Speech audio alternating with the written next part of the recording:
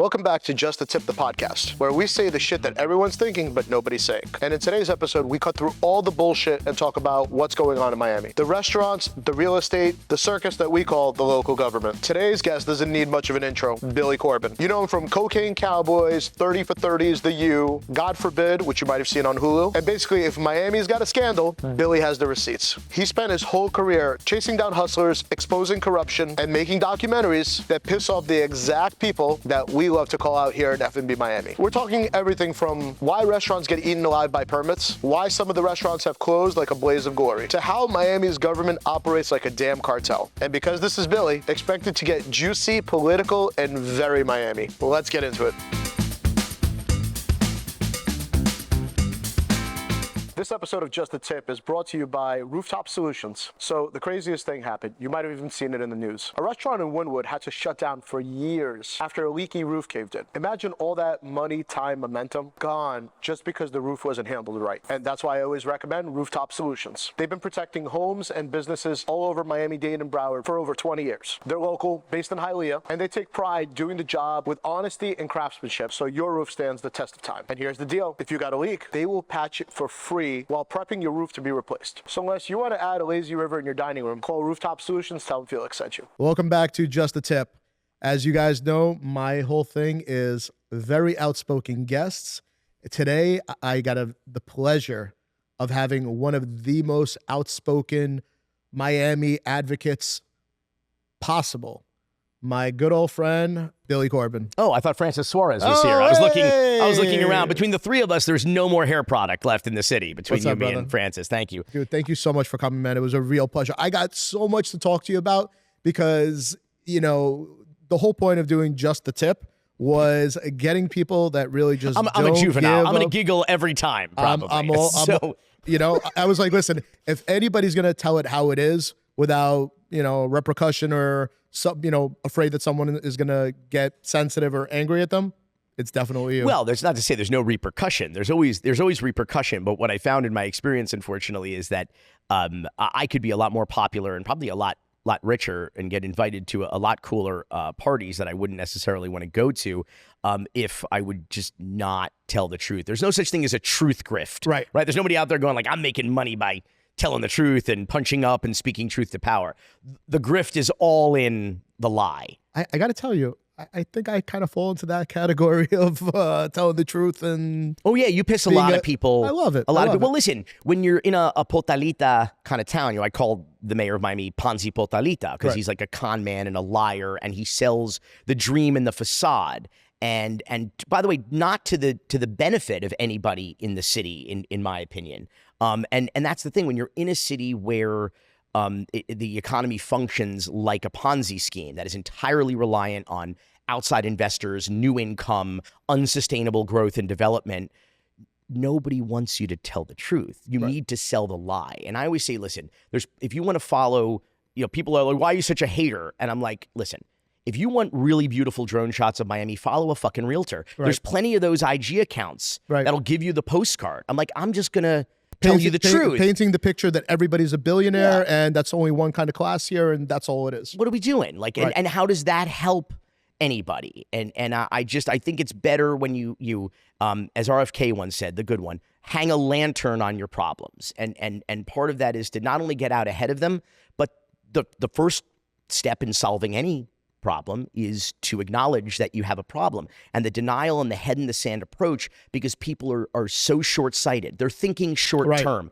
This is a town, one of the youngest cities in the country. So we are kind of America's perpetual belligerent adolescent, teenager, right? We're not interested in our history, and we're not interested in preservation. We're interested in the new shit, the cool shit. There's no nostalgia. And so I think that transient population and lack of institutional memory makes us doomed to repeat our mistakes, like allow these entrenched dynastic, multi-generational political crime families to take over and much to, I think, our peril. You really don't hold back.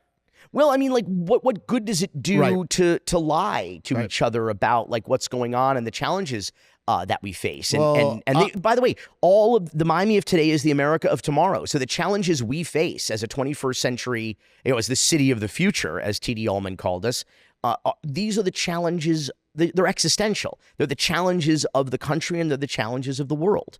And those of you who don't know Billy Corben is probably one of the most brilliant filmmakers there is. Thank you. I mean, I was in college first time I heard of you when you came out with the University of Florida movie, Raw Deal, right? Oh, wow. Yeah. It was, that was the first time I heard your name. I like that you call that the University of Florida movie. What's no, it's fine. That is. No, you're right. I mean, you're absolutely right. Yeah. About the rape and yes, the alleged fraternity rape of an exotic dancer at a fraternity house at the University of Florida. Right. And I mean, you were like 23 at the time, right? I was 21 when we made it. 21 when you made it. We got accepted into Sundance. We were the youngest filmmakers in the history of that festival at the time, and the only ones, or first ones, I should say, from Miami to be invited. And we were 22 by the time we got there. I don't know that I'd ever seen snow before, and we were shopping for boots and a parka. I'm like, what is a parka? Right. I didn't know what, like, so, I'm like, I know about water skiing. Like, you're not going to go skiing? I'm like, I'm not going to go snow skiing. No, I was petrified. And you know, obviously you've done some amazing movies, obviously, which we'll talk about. Obviously, the one that I personally think put you in the mainstream was Cocaine Cowboys. But I'm so curious about the journey, how you got there. And, you know, I think you're such an important advocate for the people of Miami. I really I'm so curious about, you know, the story and the journey. So obviously we know you're from Florida. Obviously you're all 305, you know, born to fucking die, Miami, but you were born in Fort Myers, right? I was. I'm a Florida native, right, but a lifelong Miami. And my dad was born in Miami Beach, right, as were his three other siblings in St. Francis, which no longer exists. Kind of like the north end of Alton. You know, I think it's all condos there on the island by Lagorce. And but he grew up in part in Philadelphia, like the suburbs of Philly, where he met my mom. And then they were living in, I think, Bay Harbor as kids, and then in Miami. And then they went to work developing a place called Lehigh Acres in Fort Myers. And so he was basically on a job there when I was born. Right. And it was such a small town because they were like big developers, I guess, at the time. My birth made the front page, my birth announcement, under the fold, but was like on the front page of like some Lehigh Acres, Fort Myers newspaper. I think they knew. I think they knew. I think they knew that you came out and it was just the first headline. So what year did you come back to Miami? Oh, my brother was born, so like 82 probably. Okay. Yeah, so, you know, my parents, you know, in their infinite wisdom thought 1982 was a really good time to bring young children up in Miami. It was an interesting time. And irresponsible. Where did you live? They were too young to be parents. Where really. Miami did you wind up? Like, what area were you living in? First, it was North Miami Beach, a city with beach in its name and no beach in its borders. So like the west part of. Well, by what was the Toys R Us? Well, the OG Krispy Kreme, right? At 167th. Okay. You know, they're in 6th Avenue. Yeah, and there's like now like a Wawa, I think, there, like that's right exactly by that what it is. They intersection. cleaned it up pretty good, like little Chinatown. Like they have some really good Chinese restaurants. Really there, good Chinese. The only really good Chinese restaurants, I think, in South Florida. Right. Well, in Dade County, I should say, along that stretch there. And yeah, that was our first neighborhood. And then very shortly thereafter, they moved to the Shtetl in Highland Lakes. Yep. So right off of Hives Dairy Road, right, and 95. So close to Aventura, like not Aventura, unincorporated, right? Dade, but next to Aventura. Yeah, no, they have some really nice houses over there by Highland Lakes. It's a very to this day, it's a very modest like working class, upper to working class kind of neighborhood. In the 80s now, everybody had an extra toy in the neighborhood. There was a Porsche in the driveway. They were adding a second story to the house. Now, few of any of these people were in the biz, as it were, in the new Miami industry, if you will, entrepreneurship. But I say that Miami in the 1980s is the only successful real world case study of Ronald Reagan's trickle-down economics. It is actually an example where that worked, where we were generating not millions, but billions of dollars in illicit money through not only the narcotics trade, but the money laundering and the luxury market associated with it, be it real estate, be it be at the Mutiny Hotel as the #1 seller of Dom Perignon champagne, such that they had to convert suites into refrigerated walk-in units. I cannot wait to talk to you about Mayer's the Mutiny. Jewelers, the #1 seller of Rolex watches. So, Bow Harbor shops opening, these luxury condos opening, in Brickell, as made famous by the opening credits of Miami Vice. But that trickle-down effect went to everybody. If you were in real estate, if you sold wine, or you were a jeweler, or you were a grocer, you were a lawyer, whatever industry you were in, you had some extra cash kicking around. Again, you weren't in the drug business,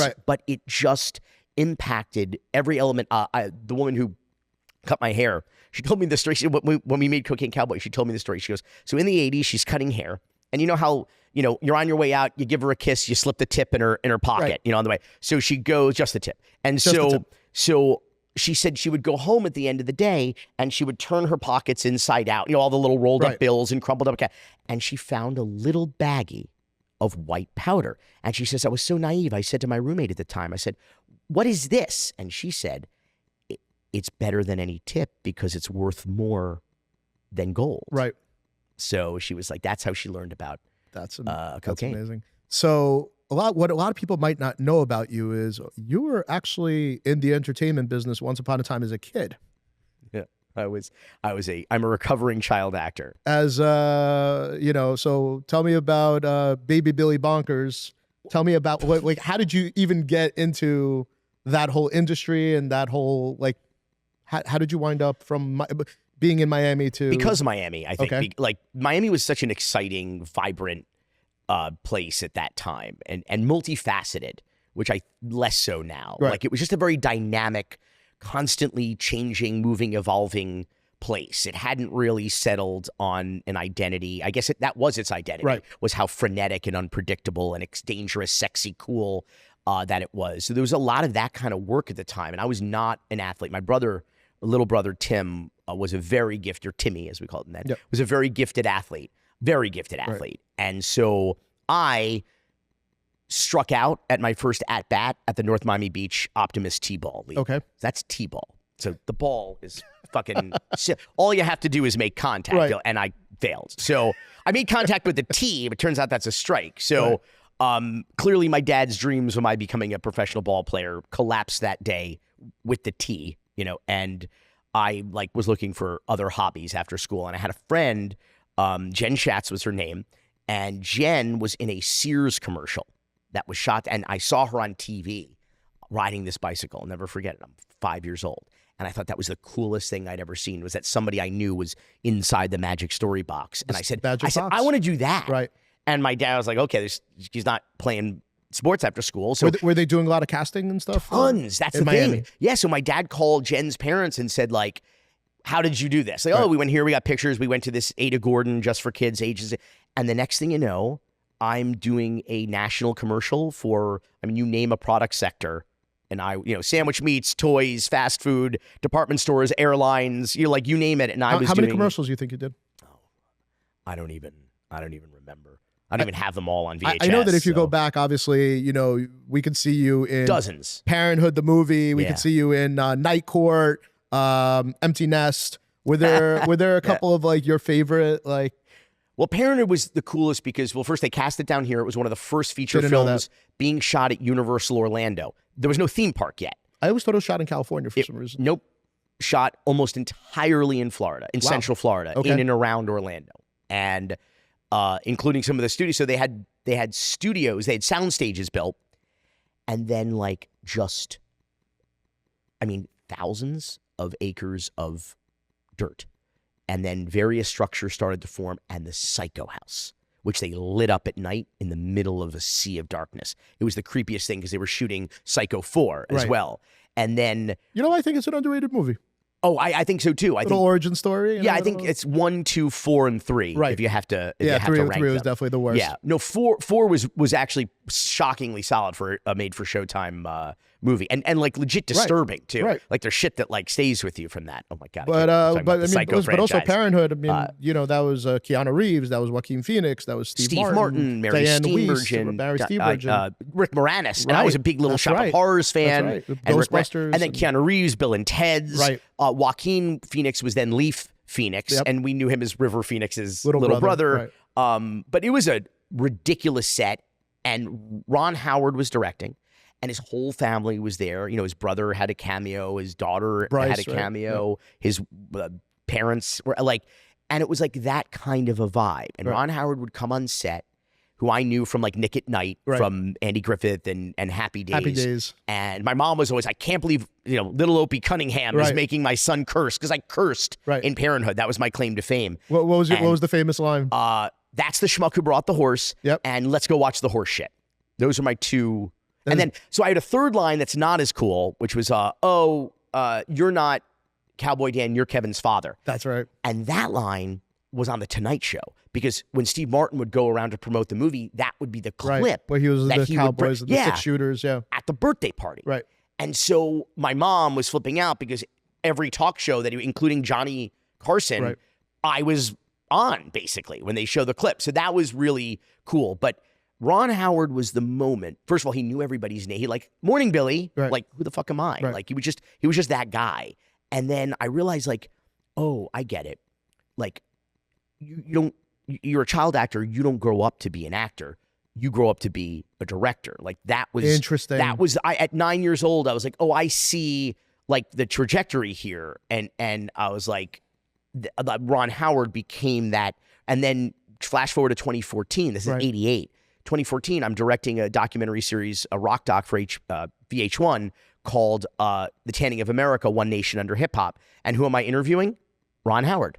Kind of comes full circle. I posted a picture to social media with me and Ron in 88 on the set of Parenthood, and then me and Ron in 2014 on the set of Tanning. And how old were you at the time?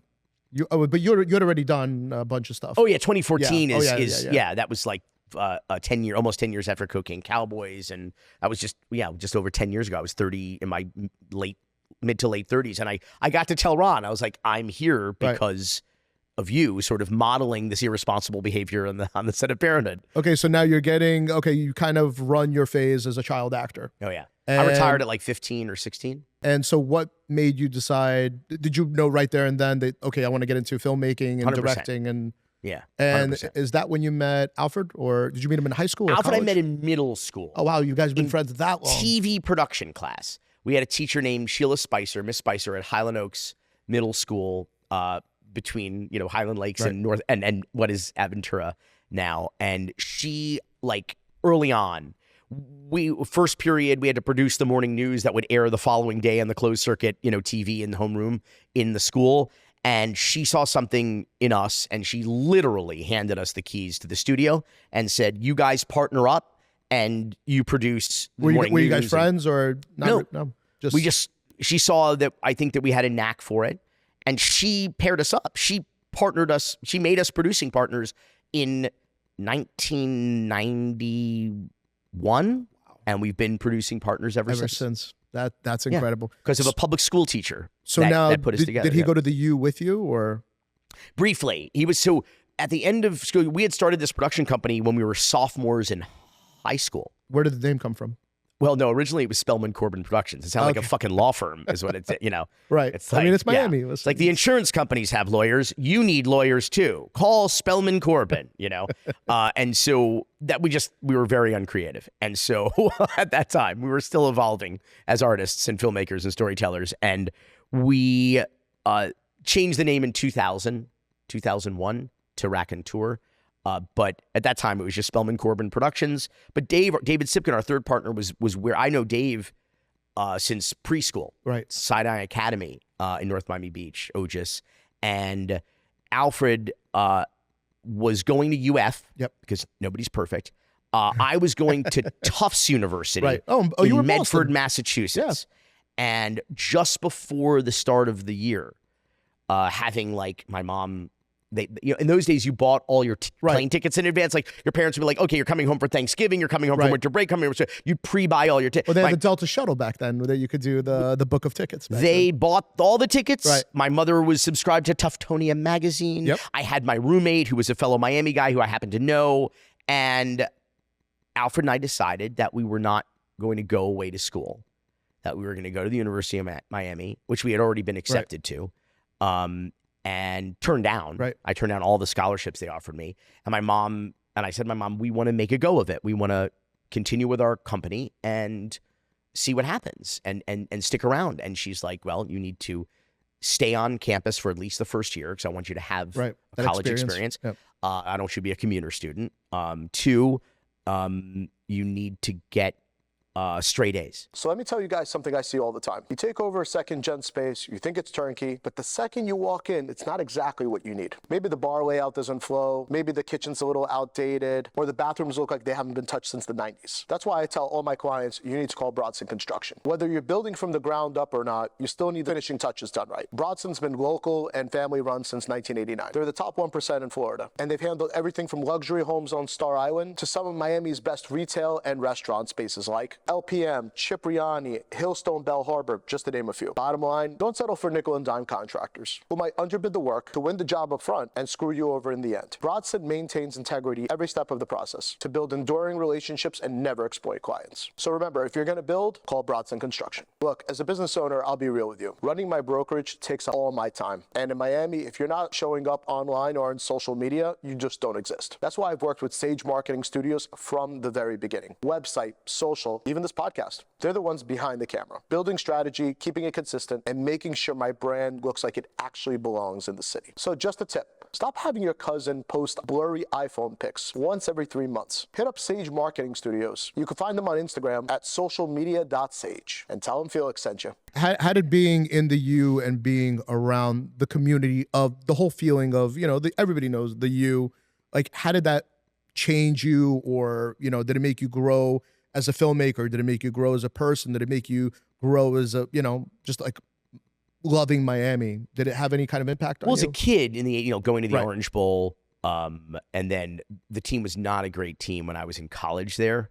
It was odd. It was the rebuilding years, but because I started as a freshman in 96. And if you guys have never seen the 30 for 30, the U or part 2, definitely recommend it. And if you, I guess, should drill through this wall here, you would wind up in the studio where we recorded Uncle Luke doing the theme song.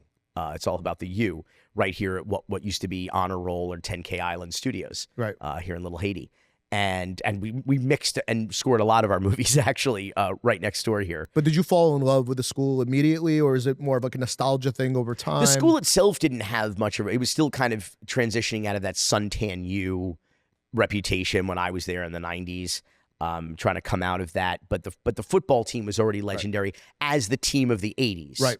That's what we knew. This is pre-01, which is the greatest. Did you have your U starter jacket?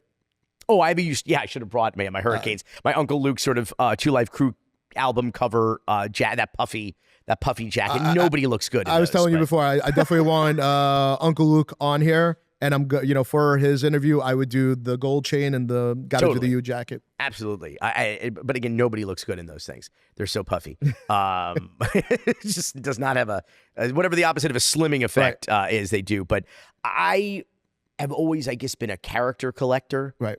Just in life and eventually in work, like just really identified compelling or eccentric figures and funny or exciting stories.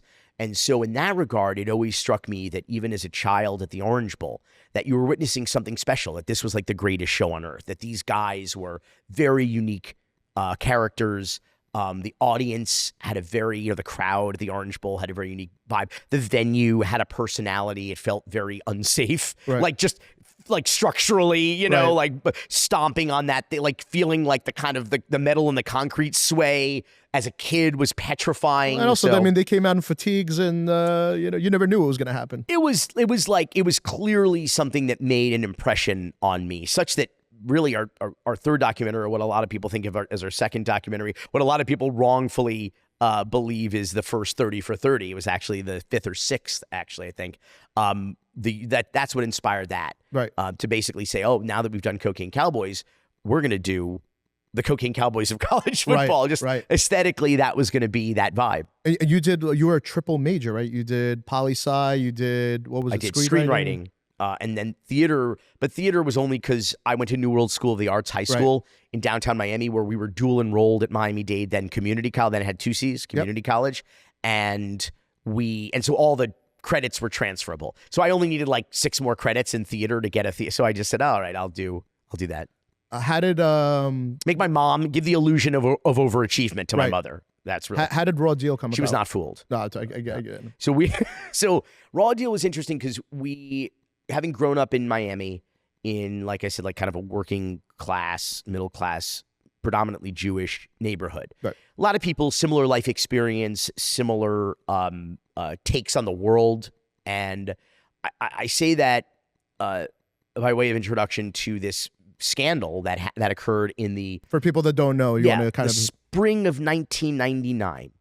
There was an exotic dancer who she and a friend went to perform at the Delta Chi fraternity house at the University of Florida. And the next day, one of the women had gone running from the house half naked to a neighboring fraternity house, banging on the door, claiming that she had been raped and that the assault was caught on videotape by the brothers. And so this turned into a huge scandal in this small college town in Gainesville. And the videotape footage that was eventually seized by police became a public record as part of not a felony rape case against the men, but a misdemeanor filing a false police report against the woman. Wow. Who police believed, as a result of watching the video, that she had been lying about the assault. And suddenly you had this, what they called, rather insensitively, quote unquote, the rape tape. And everybody had a public records request in for it. And whoever would be the first person like on their block to get it, they'd have like a kegger so people could come over like Rocky Horror style and watch this tape. And what we were aware of this. We were already on AOL at that time. AOL, gotta love the dial-up. The Independent Florida Alligator, the student-run newspaper in Gainesville, was already like converting to online, so we were able to access a lot of these stories, and we're aware of it. But what happened was I heard from 2 friends, independent of each other, in just one of our long-distance catch-up calls when you had to pay that AT&T long-distance bill every month or put in a card or something on your landline. And one of them called me up and said, "Hey, did you hear about this case at Delta Chi with this stripper?" I said, "Yeah, totally." And he was like, "Oh my God, I just saw the tape. It was disgusting what these guys did to this woman. My stomach turned, and I've barely been able to eat or sleep for days. Pardon me. I can't believe this. These men weren't charged. This is disgusting what they did to this woman. I'm distraught." I thought that was really disturbing and compelling. And then within days of that, I heard from another friend. Again, we all grew up together, same neighborhood, very similar life experience, very similar baggage, and preconceived ideas about the world at that point. And this friend said, "Have you heard about yeah, I was just talking about it the other day. I just saw the tape. Yeah. This lying piece of woman. Right. She tried to ruin these guys' lives. I'm glad they arrested her. I hope they lock her up and throw away the key." And I was like, wait a second. How could these 2 guys watch this same, what you'd think is objective video evidence of this alleged assault and have completely diametrically opposed opinions about whether or not they witnessed consensual sex acts or not? And that was when I was like, okay, there's like something really compelling about this. And at New World School of the Arts, our senior play was Rashomon, which was a play based on an Akira Kurosawa film about an assault. And it's told from the perspectives of different, and they do the same scene over and over and over again with different narrators with completely different views. And then the last scene is like what really happened. Right. And like I thought, like, what if we did that? If we just did like a hyper objective like take examination or investigation into this case, and we treated the audience as the jury. So we didn't advocate. There was no activism here. This is just like, this is what this side says. This is what that side says. This is what the video shows, and let the audience decide. And that's what we did. And we decided to take a leave of absence from school and make Raw Deal in January of 2000. And in January of 2001, we were premiering at Sundance. It was an insane whirlwind of What was that turnaround. experience like? Like, what was the reaction to the movie? How many haters? How many threats? Or, what was like really the reaction of from pre-social media? Right. So a lot fewer death threats. Okay, so that's always a good we thing. get now. But no, it was crazy. I mean, because we it first taught me about sort of works in progress. I remember I was working. We're on like the first version of Final Cut Pro ever. It was glitchy as fuck. Like we couldn't like get the movie off the hard. I mean, it was crazy, and we had just this daisy chain of scuzzy hard drives because you had a hard drive. It would have a big hard drive would have 100 or 150 gigs, Right. and it would be like $500, and you needed to like daisy chain them together, and sometimes they wouldn't match. It was crazy, and so very stressful. And I wasn't done with the documentary yet, and Alfred's like, we have to send the master to screen at Sundance. They don't know us. They're like, where the fuck is this movie? Print traffic is calling. And Alfred said to me, listen, you don't have to finish, but you have to stop. Right. And I was like, okay, I get it. Pencils down, but I can come back. So that's what we've been doing our whole lives, you know, is we stop, we don't necessarily finish, and we get to revisit. But we were the documentary, or it was the first film at Sundance that year to sell out all of its screenings. Yep. So it was a lot of hype and anticipation, and they didn't have the movie yet because it's like 5 days before I didn't have a parka yet either. And we had to go to, Burlington Coat Factory up at Sawgrass Mills. That was the only one at the time. What a nightmare. Of a place. Parking, that's my worst nightmare. A pile of shoes, a pile of glasses, a pile of, like, what kind of, this is like, so like I mean, so that movie is the first time like I heard your name, but then all of my friends, I was still living up in Boston when you introduced the world to, people like Mickey Monday and Griselda Blanca. That was the first time people started coming up to me like, hey, have you seen this Cocaine Cowboys movie? And I'm like, I was like, well, who's in it? They're like, it's Billy Corben. I was like, oh, I know Billy Corben. The only guy that knew Raw Deal. Right.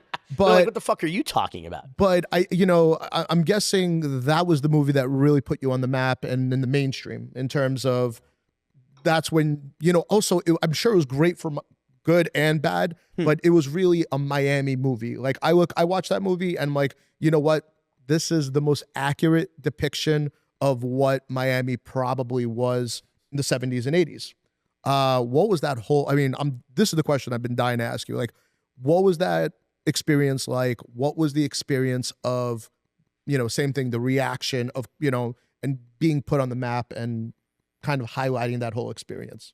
Well, at Sundance, we did like 50 or 60 interviews in 5 or 6 days. It was crazy. Right. And the last question of every interview was like, now that you've arrived and you're the bells of the Sundance Ball, which is what New York Post called us, in a cover story. The movie made the cover. Wow. It was screening 3 times in this little Utah, village. Did you expect? Rest in peace, Robert Redford. Did you expect that kind of reaction? I mean, I know you're always hoping for it, but I don't know that we expect. We certainly expect to be on the front page of the New York Post in New York at this little film. Like we knew it was exciting. Sundance was exciting, but like it's still like just a film festival where like 3 audiences are ever gonna see this. It was crazy. And the last question of every interview was the same. It's like, now that you've made it, like, are you moving to New York? Are you moving to LA? What's And as obvious it was to them that we would move to New York and LA, it was just as obvious to us that we would come home to Miami. Right. First of all, home is where you go when you're done with other shit. That's why they call it home. Second, we didn't want to be 3 more schmucks peddling our wares in New York or LA. We wanted to make a brand investment. And this is how we thought of it. We're like, well, like they might not know Billy or Alfred or Dave or Raconteur, but we'll be the Miami guys or the Miami filmmakers, the Miami storytellers, the Miami production company. And so that was our...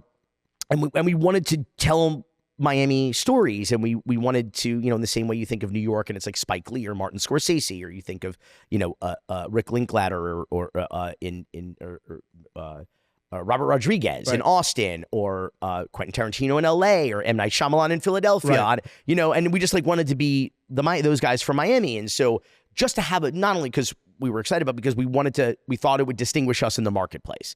So it was both out of a passion for Miami and what we thought was a strategic gamble, a risk. How did you even like get some of those people to go on camera? How did you, how were you able to get some of those stories? I think the Sundance bona fides helped. Right. The fact that we were like, a lot of people were running around Miami in the 90s and 2000s with business cards that said filmmaker, movie producer. It was kind of embarrassing. But it was mostly to get laid, though. Well, we were the real deal, and we were still embarrassed to tell people what we did because there was so many posers and so many hustlers, and another movie producer. Oh, you're a director too? It's like, no, we just went to never mind. Like it was just it's such a hustler's town and such a fake it till you never make it kind of place that it was just, I'll never forget. I was dating a girl at UCF when I was at UM, so I would drive up and down the turnpike at the drop of a hat. Like that drive to Orlando was like a commute, and there was nothing.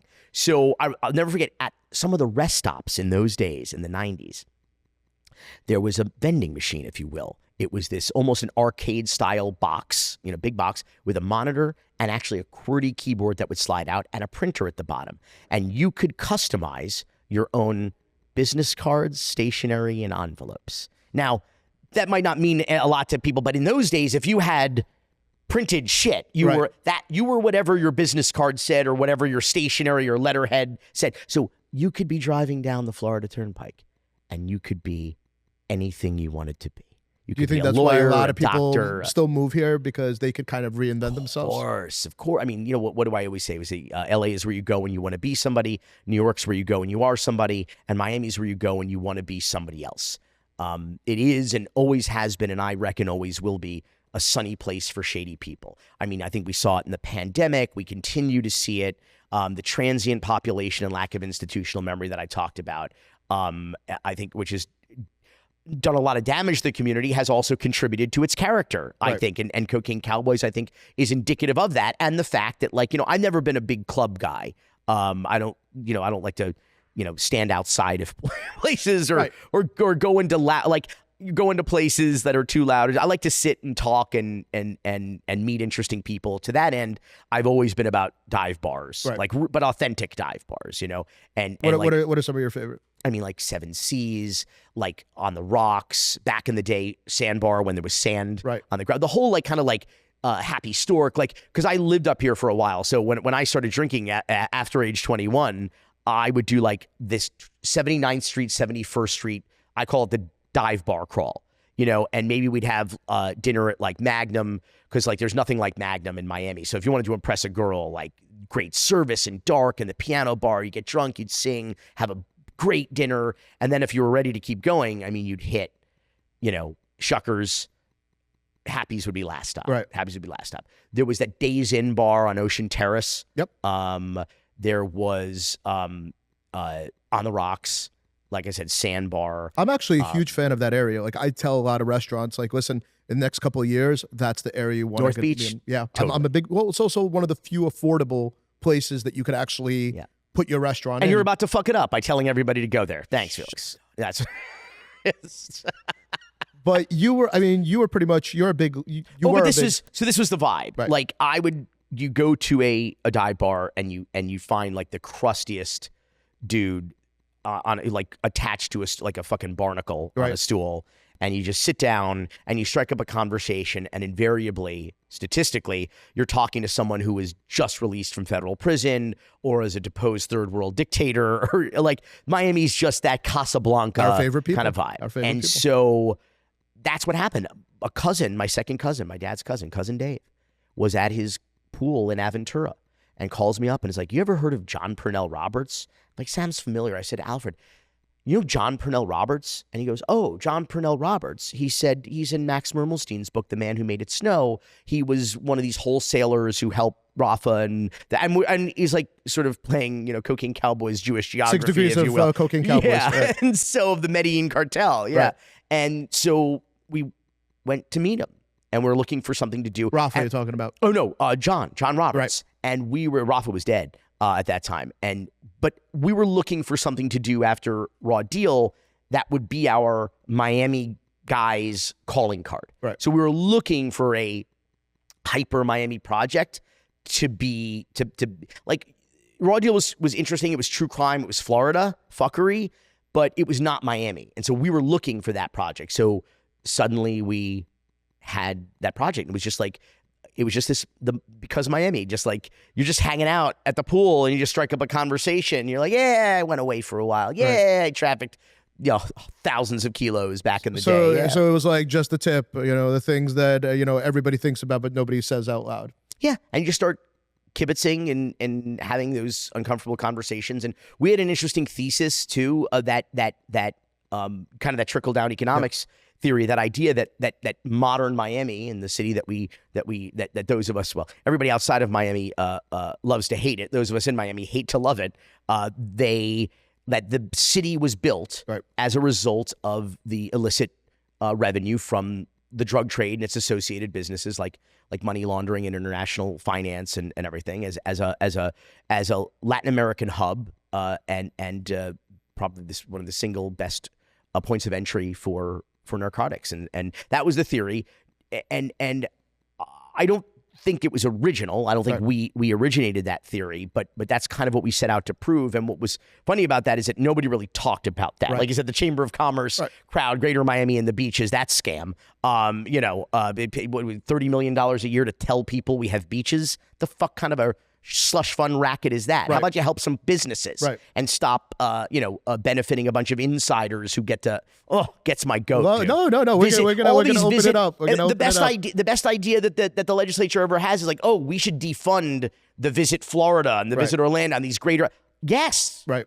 Do that. A lot of you know me from my F&B Miami page, but what you might not know is that I also run Florida's largest restaurant real estate brokerage called F&B Hospitality. Every week I meet somebody that thought that they could just wing it on a restaurant lease. And every week on F&B Miami, you guys see how that turns out. And that is exactly why I started F&B Hospitality Brokerage. We treat our clients' money like it's our money. We don't say things just to say it or paint pretty little pictures. We go based on facts and numbers. If we don't like a deal, location, or permit status, we are absolutely not afraid to tell you. It's about setting you up to last. So you could focus on food and foodies while we negotiate the build out and the terms. But I think you were also, I think you guys with the movie were really the ones to put on the map that, hey guys, downtown wasn't built because all these people wanted to invest into downtown Miami, but a lot of those buildings came from cocaine and money laundering and that became, funny enough, that became the new conventional wisdom. So you started to hear people say, it was funny. So my grandfather,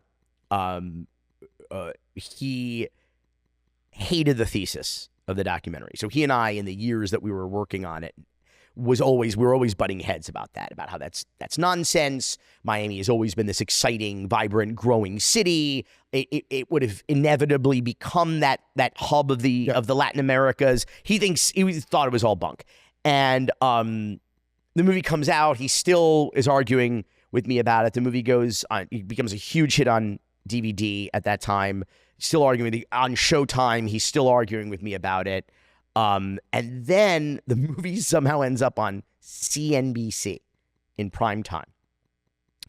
Now I guess we know what the first C stands for. It's cocaine.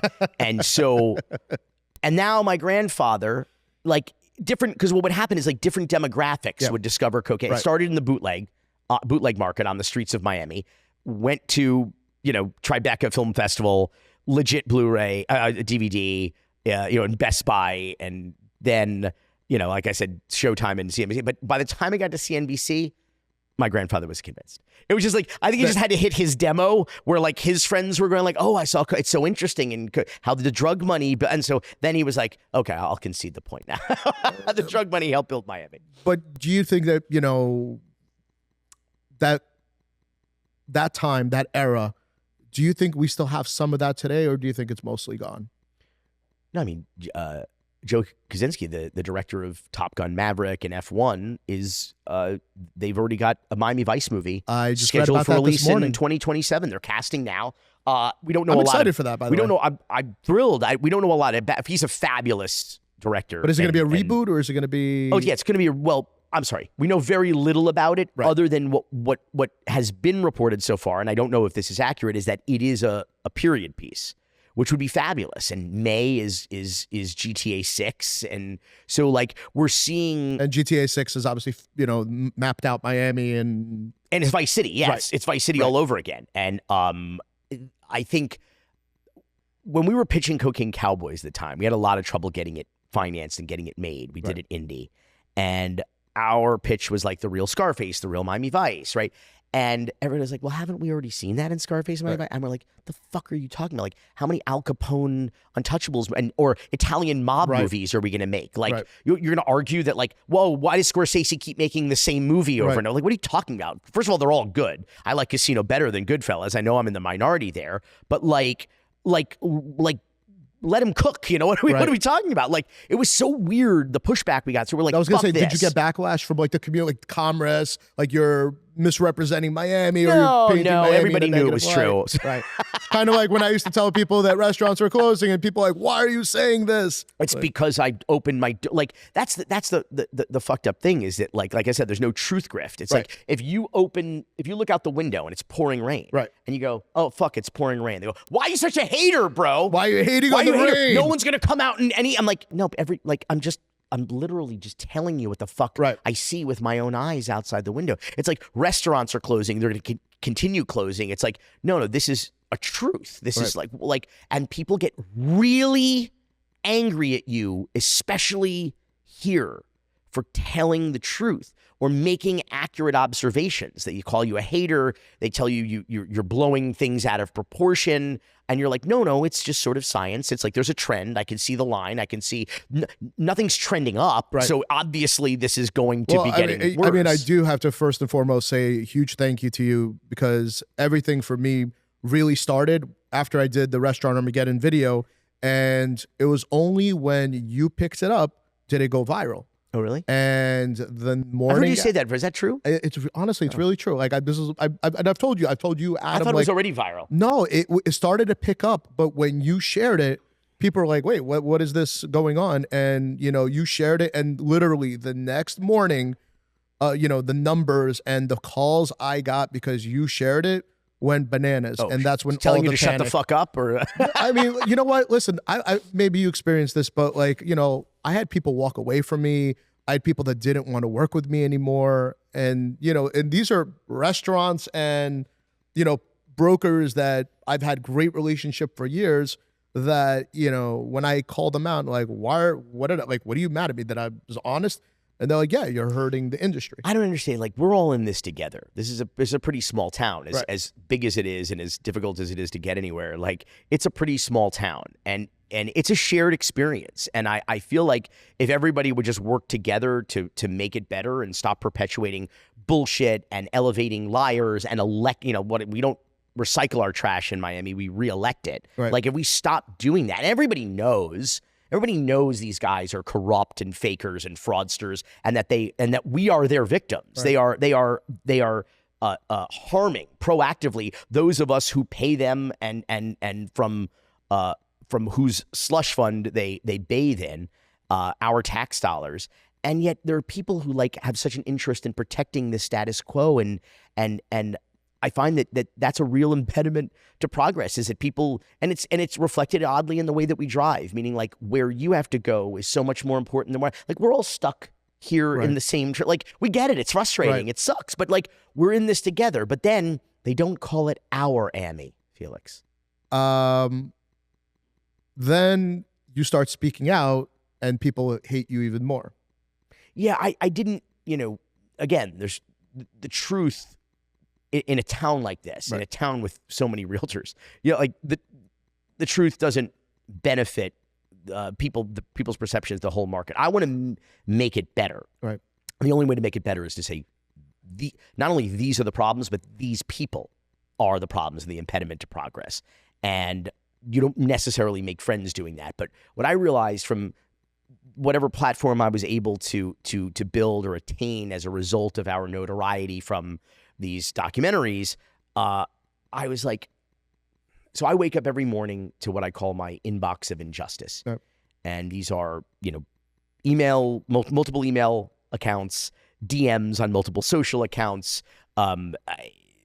text messages to multiple cell phone numbers of people who need help, of people who are being abused by the system, of people who are being abused by our own government, by corrupt politicians, whoever it may be, whatever the issue may be.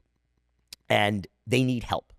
And some of these cases are appalling. Right. Some of them are not, wouldn't necessarily be major to anyone else, but are obviously dramatically important to the people, and life-changing to the people who are experiencing them. Well, I remember even with like the restaurant raids and, the Operation Dry Hour and, I remember calling you and you telling me, well, you know what? You should come to City Hall. You should talk about it. I go to City Hall, I speak about it, everybody's on board. Again, I leave City Hall, we post it and I got a ton of backlash. And I don't get it. It's like, I'm trying to stick up for my restaurant community. And, you know, I almost feel like it's like the old extortion days where, you know, the restaurant, like, you know, to restaurants who were shut down, like, hey, if you have surveillance footage, let me post it. Let's put it out in the open. Let's put a stop to it. Absolutely. Let's do something. Yeah. No, sunlight is the best disinfectant. Right, but no, I'm afraid it's going to create more problems for me. Incidentally, I think this speaks to, I mean, you're right on. You're already where I'm going with this, which is that there are so many people who are afraid. And I thought, well, isn't that what a platform is for? It's for amplifying the voices of marginalized people or people who are too scared to engage in a government that's supposed to be protecting and serving its people, right, and its business owners.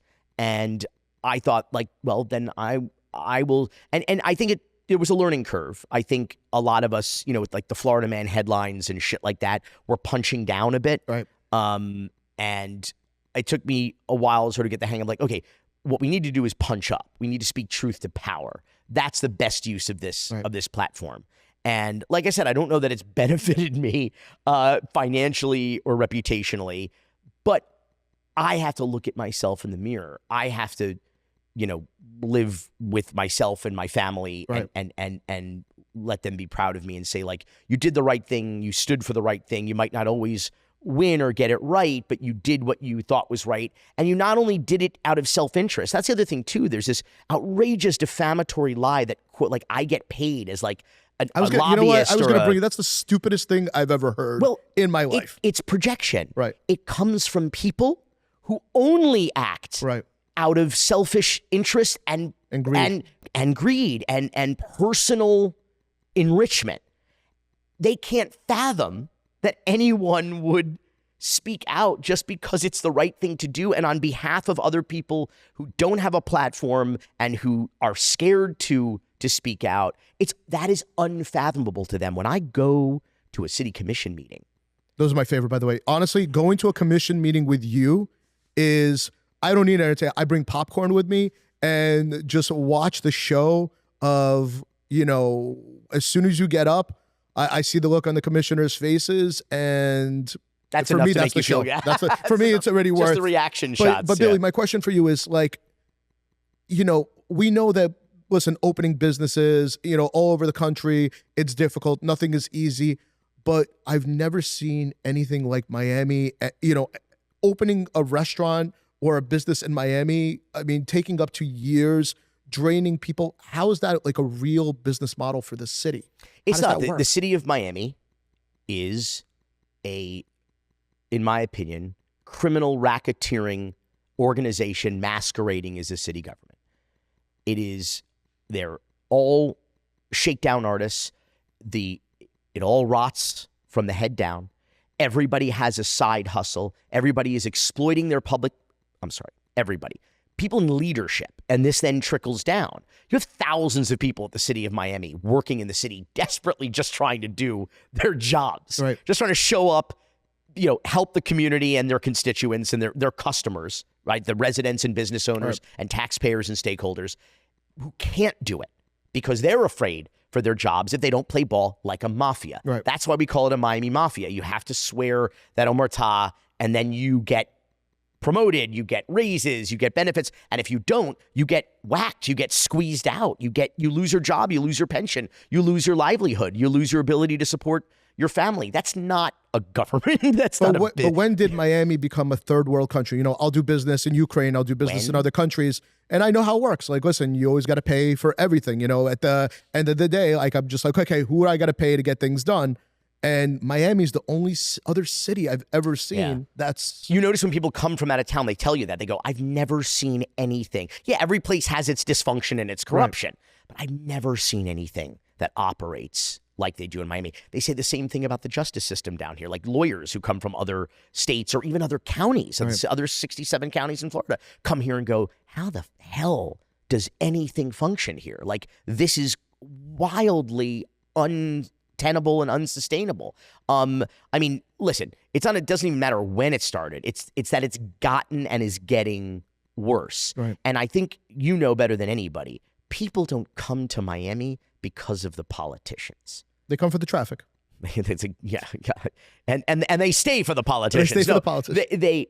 They come for Miami. They Right. come for The beach. I don't want I'd say the climate, but that's it's September, and that's not a good month for climate. But right. What do they know Miami for? The restaurants, the clubs, the hospitality, the hotel. Yeah, and so that's why they're here for that, and then for Miami, the city, to declare war on not just their businesses, but their only business. What industry does we real estate, and you have hospitality? But that's it. But I guess that's my question. So this whole Operation Dry Hour, and Ball and Chain, where did it come from? I mean, personal vendettas. Personal vendetta. For what? Not getting into a club? Not getting into a bar? No, I mean, not getting VIP treatment. So it started with the owners of Ball and Chain allowing Alfie Leone, who was running against Joe Carollo in 2017, hold a campaign event at their venue.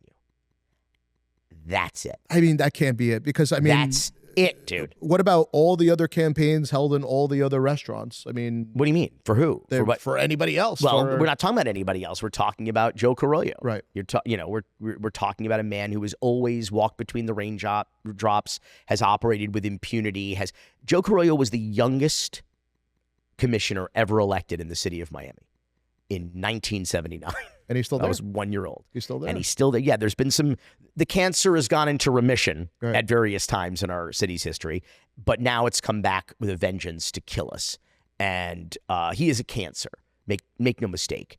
And that he has metastasized and created these other sort of these other problems, if you will, and these other cancers that are just eating at the body of Miami. But what's the end game? What could be the end game? Third world dictatorship.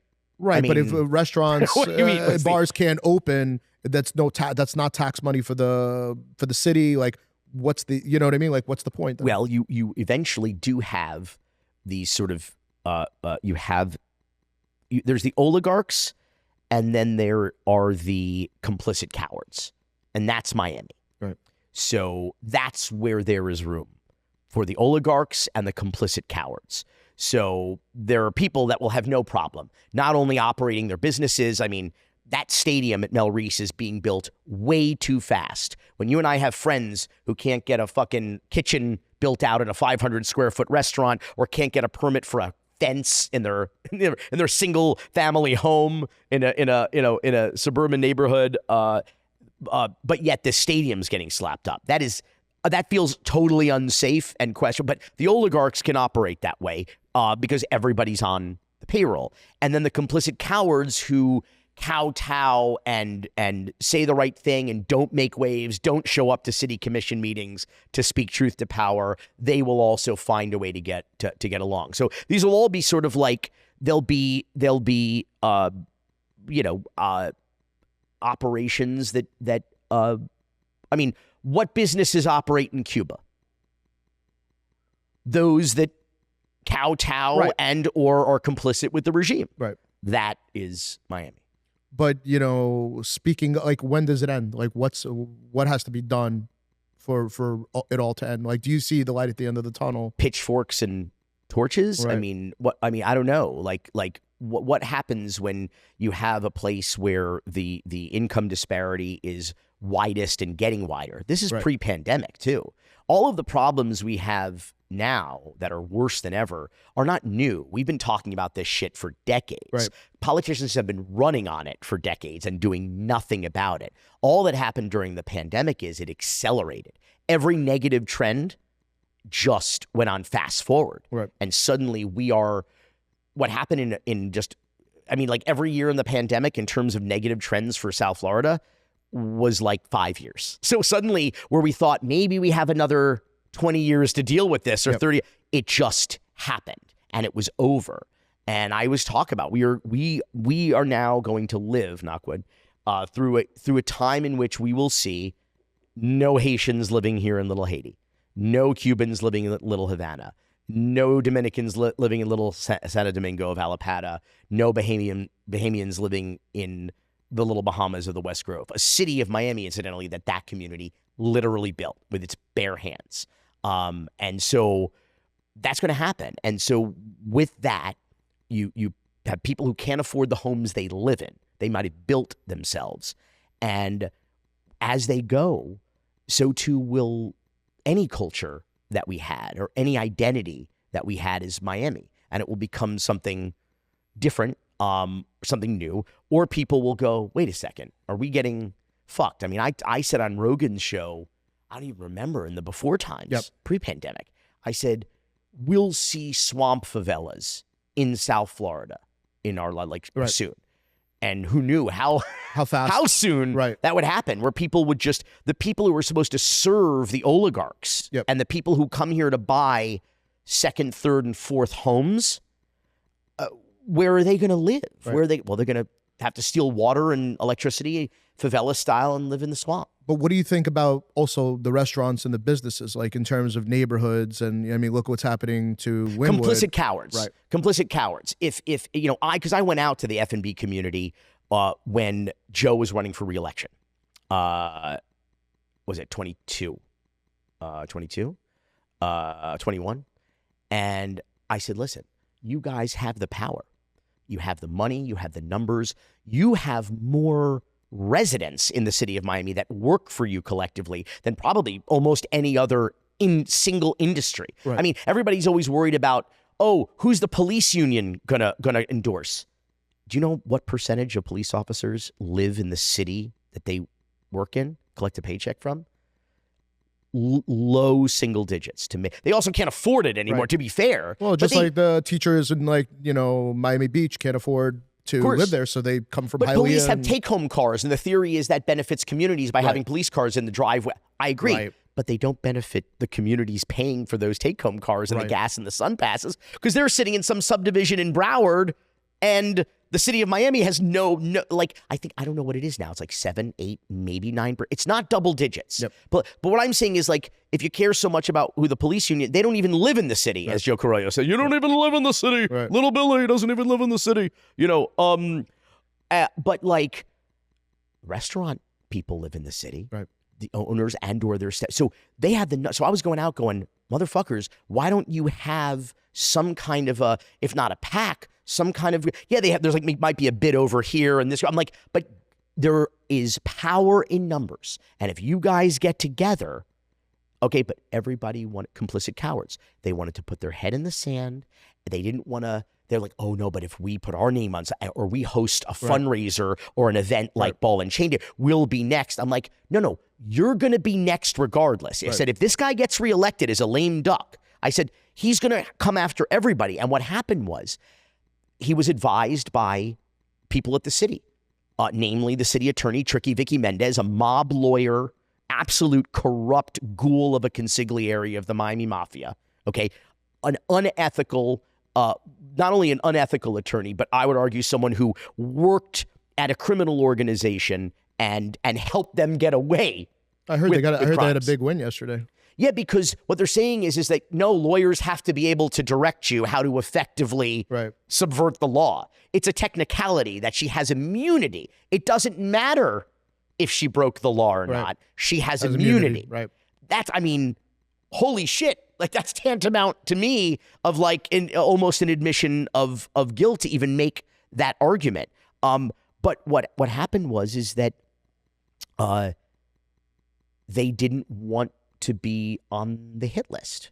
But I told them, no, what's going to happen is they're going to have to create the illusion that this was not a targeted effort against Ball and Chain by diffusing, and you've heard former City Commissioner Ken Russell testified under oath that he got a call one day from a constituent who owned a pizza joint in Brickell, who all of a sudden, these guys showed up and shut him down on like a Friday night, going into a busy, lucrative weekend.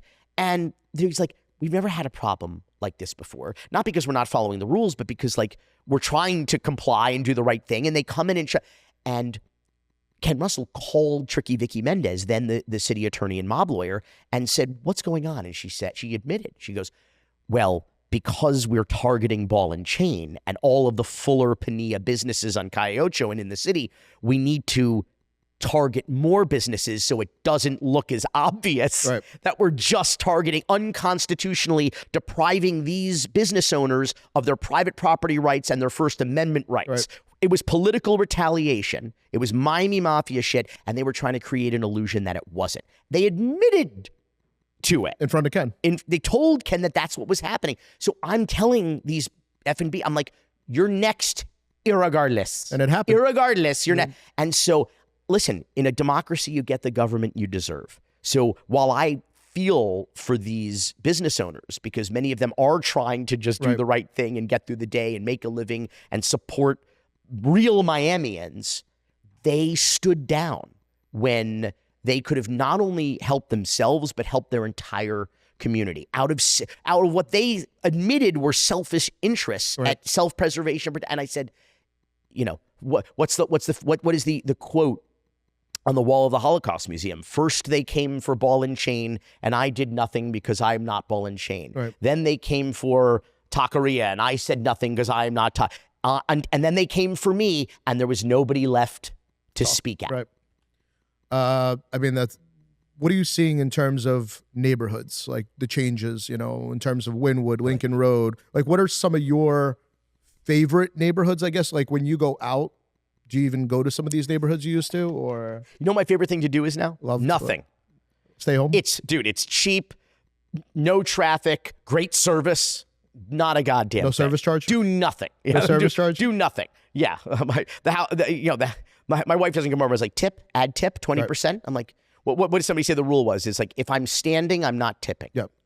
Well, Like, first time I think we met was 2018, 2019. I came to your office on Lincoln Road. I remember we had lunch at Books and Books downstairs. You're still in Lincoln Road, right? no longer Books and Books. No longer Books and Yeah. Books. This other, I mean, they couldn't afford it anymore. So this other group took it over and made it a little bit more Lincoln Roady. You know, they have like the busker out front with like the food in underplay. Like, you eat food, eat food. Here's my menu, the menu. You know, yeah. And they added a full bar. There's like a hookah bar. There's pictures on the menu. They have the photo menu, which is funny. And it's not bad. It's just different, you know. And then of course they have like the DJ. You know, like we could feel it in the office. Like, Well, I heard through a strong source that they might be going to a new operator. On well, that. they changed their name to Books and Books and Books and Books and Books and Books and Books. And so we always, that's our, because you could feel the bass in the office. We're like working, and we're just like, what the fuck? What's your opinion though on Lincoln Road? Do you think it comes back? Oh, it's so For, fucking like, food and beverage? sad, dude.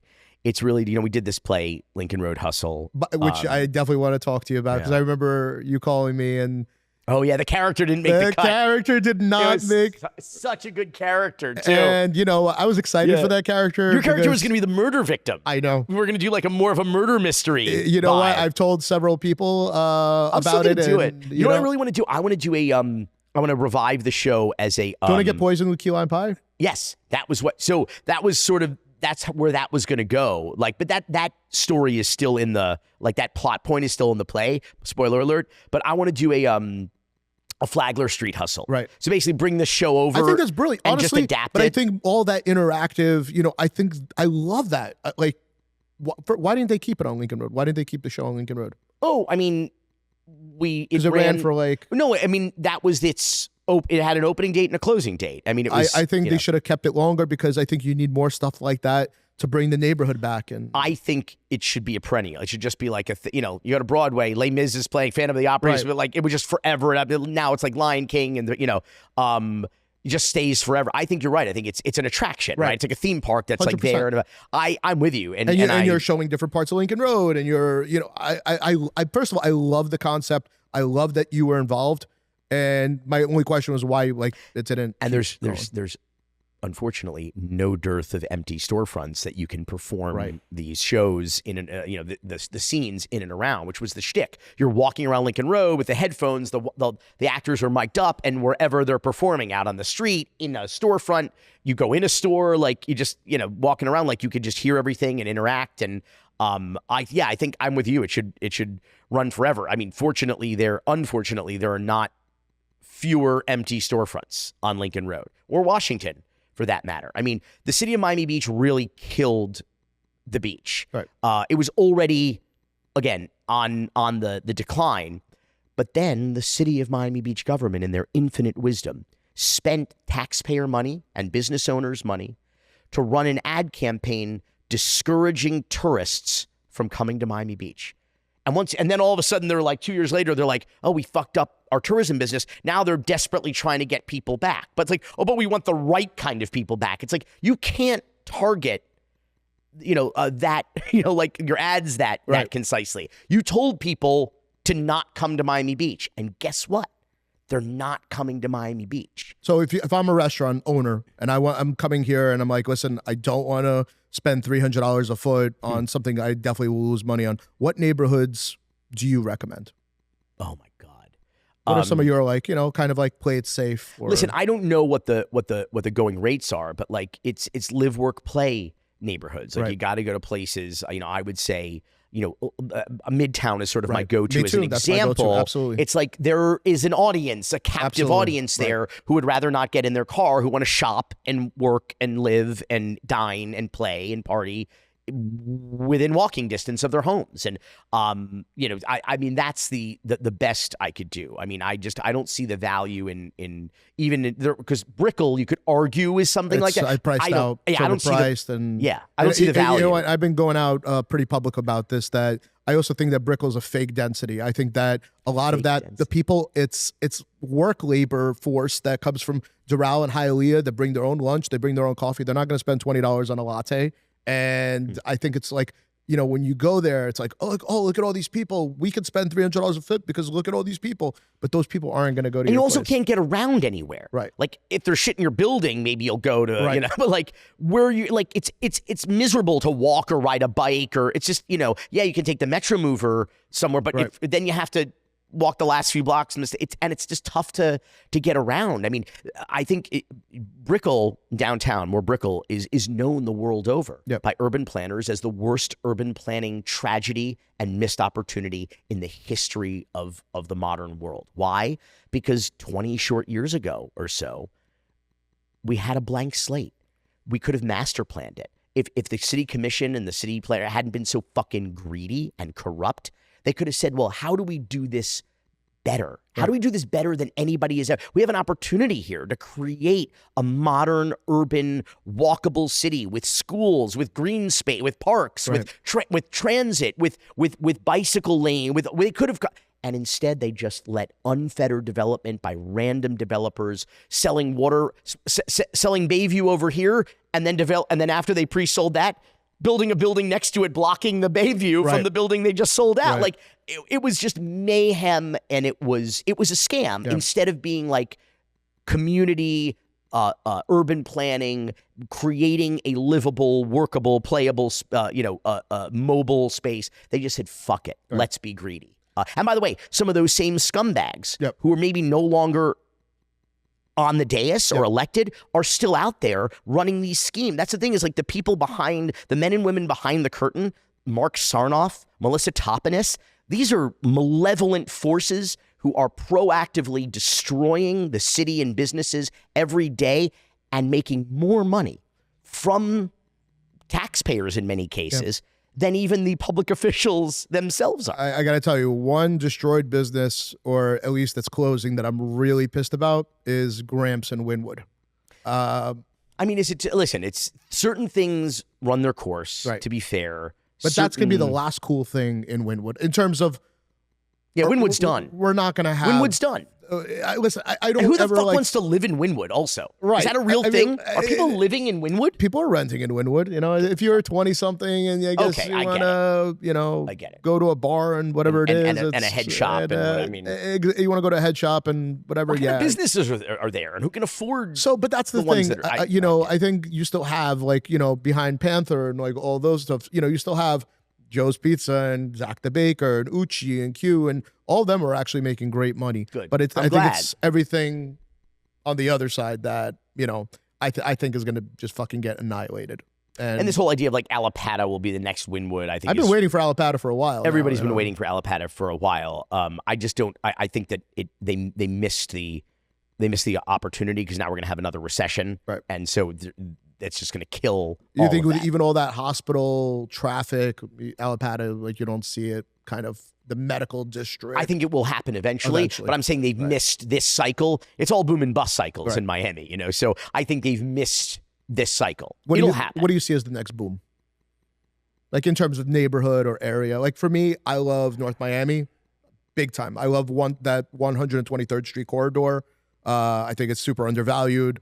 Some great restaurants. You get to 95, you get to Bell Harbor, you get, for me, that's kind of just, area that I like. San Souci, all the way Keystone, through. all of that. Is there anything like that I mean, you like certainly, that's not overpriced? You could argue that's ripe. Right. North Beach, I think is really 100%. really compelling. The 70, like talking about the little Argentina now, the little 71st Street, Collins Ave. But like all of that, it's funny if you drive through North Beach, it's like there used to be, I don't know what it's like now, but like a different flag every block. Right. There was like an Argentinian flag, Brazilian, a Venezuelan flag, right. a Brazilian Right. flag. So like each building kind of like, people came and then they brought, people started coming over, saw the flag, and then like it became like the Brazilian block, the Venezuelan block, the Argentinian block, the Dominican block, right. which I think is kind of fun. And then they all go to Manolo and watch soccer, And yeah. And I love Buenos Aires Beach, Bakery. I love that place. Listen, when it was run down, I loved that stretch. And I'll still go to Prima Pasta. I loved Ocean Terrace. Right. Like I said, I would go to the Days Inn, though. Right. Like when it was a Days Inn bar, I would go there. I thought it was I think somebody just fantastic. took it. I think they're doing like a restaurant bar really? there now. And you got Sushi Beachy there. I mean, it's pretty ripe. But all of that, like North Bay Village and Normandy Isle. I believe in it. I believe in it. And it's always been kind of fun and eccentric. There's a country club that has on Normandy Isle that also has like a restaurant. You can just go and I've never been there. It's great. And then, I mean, it's not like fine dining, but it's a great casual, affordable meal on a golf course. Right. But it's always been for like, Sammy's East Side back in the day. Yeah. In Normandy Isle. North Bay Village, of course, the OG Benihana and Jilly's and Place for Steak, and like there's such a rich history there of like eccentric places. And I don't know about building that close to the water. I'm not bullish on sort of the future of any of this. Not to mention every time there's an election, people are like, who are you rooting for? I'm like, the flood. I mean, but like, and I don't. Here's the thing too. When I say unsustainable, I mean you live in Brickell, right? Edgewater, God forbid. One day you are going to flush your toilet, and nothing is going to happen because there's going to be no place for all of this to go. In the same way you see our roads, which aren't getting any wider or any more plentiful. You just have more cars on the same few roads. Think about that with shit and sewage. We keep building vertically. Right. We add this density, so you got more toilets, more people pooping, but it's the same they're all going to the same pipes that have been there in some cases for almost a century. Wow. And there's no place they'll eventually be all backed up. Crazy. And it's just untenable. So Billy, the real reason I wanted to bring you here is because, obviously, I know you have this new Paula Deen canceled movie coming out. I've been dying to watch it. I thought Joe Carollo was going to come out. The real reason I wanted to bring you here. The real reason. But obviously, she's been such a controversial figure for so many years. And now, things just in the world are happening. Like, for example, I think July, she closed, two of her main restaurants. Her main restaurant, yeah. Yeah, the Lady one in Savannah. It was originally the Lady, then it became the Lady and Sons, right? And I was just also curious, is it a factor of what's happening in the restaurants today, or is that still like a backlash from her? How did this project even fall in your lap? And like, what can you tell us about it? And what's your experience with her? Like, how did, I'm really, I'm dying to see the movie, man. Starting at the end, the risk of spoiling the movie is that for the second consecutive year in a row, we were working to deliver, not finish a movie, but deliver to the Toronto International Film Festival because we got invited to world premiere there, and we never say no. It's a fabulous festival, great people. I love going there. It's a great town and a great festival, particularly as a platform for documentaries and a potential marketplace as well. This is an indie doc, so the producers are looking to sell it. And we, for the second consecutive year, shit that happened a month before we needed to deliver the movie to the festival changed the end of the movie. Oh, so you guys actually did you have time to change it? Yes, or? Okay. we did, because it happened on August 1st. Right. They announced their last night of service. After their last night of service was July 31st. And did you get the heads up on that? Or? No, I did not. Wow, okay. I learned about it the same way everybody else did. On Friday morning, August 1st, when I happened to have been traveling by coincidence to Savannah. Right. And so we needed to change the end of the movie because now the restaurant's closed and the flagship. And last year we did a documentary called Men of War that just came out on VOD by Neon, and Men of War on July 31st or July 30th, actually, the main subject of the movie got arrested by the feds for arms trafficking related to the subject of the movie. And it was crazy because like we had to change the end of the movie. So for the second year in a row for a TIFF world premiere, we had to change the end of our movie. And that happened here. But the movie wasn't really so much about that. It was her whole rise and fall. And, you know, the racism scandal involving the lawsuit against her and her brother, Uncle Bubba, for sexual harassment and racial discrimination at one of the restaurants that Uncle Bubba ran and Paula Deen co-owned with him. And, of course, the N-word scandal, as it kind of became known in 2013 when she was canceled, hence the title of the doc, Canceled, the Paula Deen story. And at that time, it was like we were in major cancel culture, right? That was... Yeah, I don't know. The cancel culture is really a thing. It certainly feels like it now, but but cancel culture, like, what does that mean? Canceling has always been a part of culture. Right. It's a mix between accountability and shaming, right, which has always been a thing in humanity. The question always comes down to, is it deserved? That's the issue. Is there something to be held accountable for, and did you earn the shaming? And I think what's interesting is that not all cancellations are created equal. Right. I think some are earned, some are probably long overdue. Yep. Some are probably totally wrong-headed. Right. And others kind of tell us more, I think, about ourselves and the times than they may even say about the person. So what this is up to the audience. Right. But what I found interesting is that when a producer who had just made the Rob Reiner's documentary about Albert Brooks for HBO, reached out and said, that movie had just come out. I saw it. I loved it. He's like, I'm working on something new, maybe with Paula Deen. And I was like, that's not for me. And then I started digging around before I turned it down, which I turned most of these opportunities down that come to us because we just don't have time to work on everything. Or I'll be honest and I'll say, hey, I can think of 5 other filmmakers, maybe in this case, a female director or person of color who would be better suited to this. And then I started to look around. I was like, you know what? This is kind of interesting. I kind of polled people like, what do you remember about Paula Deen? Some people go, I don't know who that is. And then people go, racism, N-word, butter. Right, that's it. Yeah, some people with more information will go, diabetes. Didn't she have there was a scandal around her diabetes diagnosis. Other people, if you really were a fan, she'll give you diabetes. She not surprisingly gave it to herself. Right. Or got it herself. And some people who were fans of either Tony Bourdain or Paula Deen remember her kind of celebrity beef. Right. That kind of spilled out into the public, right. which and she was a great chef. I mean, she was, Food Network, and she was their poster child. And a really dynamic personality, and her rise is, she transcended Food Network fame. I mean, she penetrated the pop cultural zeitgeist in a major way. Well, same thing. She came from nothing, right? She was... Oh, yeah. Single mom, had an alcoholic ex-husband. They were living in a house with 6 people in 1 bathroom and very, very modest. And they took a $200 investment and turned it into what you could easily argue is an empire. I mean, she was generating at her peak there nearly $20 million a year. So this cancellation, as it were, probably cost her 9 figures in lifetime earnings. I mean, yeah, you're talking about they were building public entities. They were building this sort of multi-billion-dollar a multinational company out of this.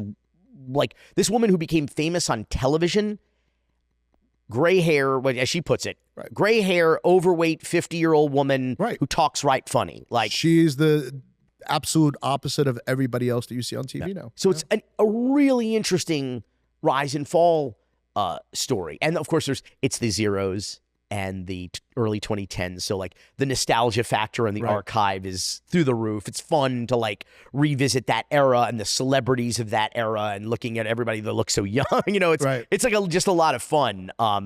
But I thought it was really the brothers, actually, this lady and sons, that convinced me, Jamie Dean and Bobby Dean, because they're really interesting people. And I was intrigued enough not to agree to direct the doc, but to make the trip to meet them. Right.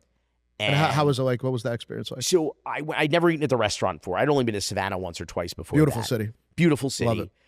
And a great culinary kind of scene and tradition. Downtown is a little depressed now, especially with every city that is reliant on tourism. Right. F&B is just impossible because just numbers are down everywhere. I mean, they were down almost 30% year to year at Lady and Sons, Yep. the flagship. That was the number I in read. Savannah. Yep. Outrageous. And so it's unsustainable. Yep. I mean, if you had a profit margin still, that certainly was all of it and then some. They were paying to be in the restaurant business. So you see, at that guys, point, not just Miami. no tourist, but they apparently have these other licensed restaurants, these Paula Deen Family Yes. Kitchens, that are doing fine, but they cater more to like locals Right. in those. That's my understanding Right. anyway of it. But Savannah, Miami, cities that rely on. It's funny. People said at Toronto Film Festival, they're like, why did her restaurant go out of business? I'm like, because you stopped coming. Right. The Canadians stopped coming, and our fucking economy's gonna collapse here in the South. Basically, I don't blame them. I'm just saying that's the reality.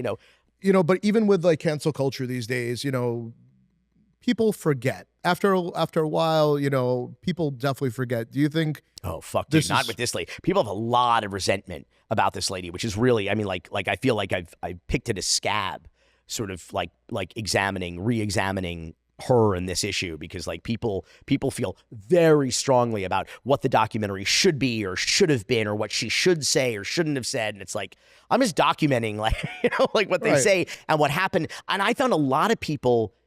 Okay, so when I said, "What do you remember about the racism scandal?"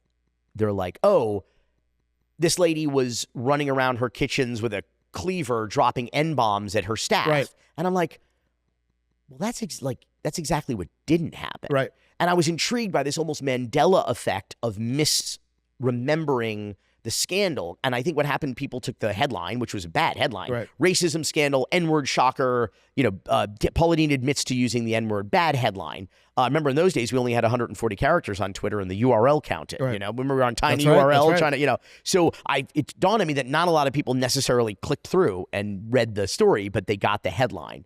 And they didn't necessarily have the whole story. The documentary is not designed to change your opinion. It's hopefully will help you form a more informed Right. opinion. That's all. And so, but it was the brothers that convinced me to, not convince me as in talk me into it, but just observing this family dynamic. I'm like, oh, they're really interesting. Like the way they play off each other and Bobby Dean. So I go on what I call the Paula Deen backlot tour of Right. Savannah.